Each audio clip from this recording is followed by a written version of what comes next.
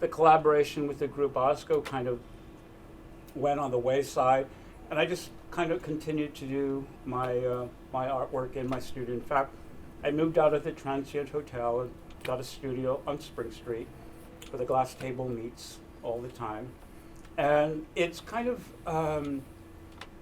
a collaboration that began, and also a sense of a period in time where downtown was really a big voice in my work. It still is. I still love the roughness. I still love the edginess to it.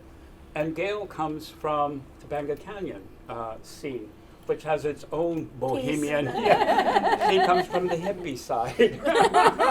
So you could explain about your relationship to your. Well, we when we first moved here, we lived we got a house in Venice, and we didn't know anything about. We're not from California, so. We thought, well, this can't be a bad neighborhood. There are geraniums everywhere.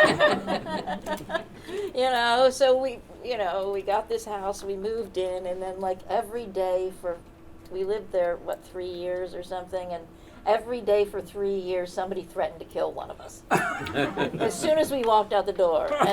And we figured, okay, that's probably going to happen someday. So we had these friends who lived in Topanga, and we loved visiting them, so we decided to move to Topanga. And then what happened was people started assuming I was a nature poet. Because, how could you live in Topanga and not be a nature poet? Well, I'm not, I love nature, unlike Alicia, who doesn't have time for it.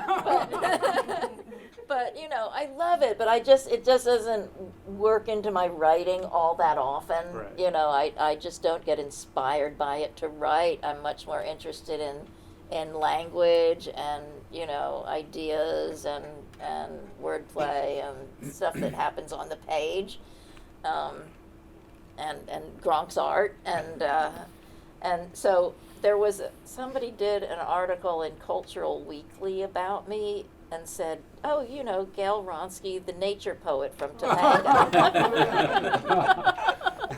So that's when I worked on my book, Imperfect Pastorals. I decided I will try to write about nature. And, I got some good poems from that experiment, but ultimately I'm not a nature writer.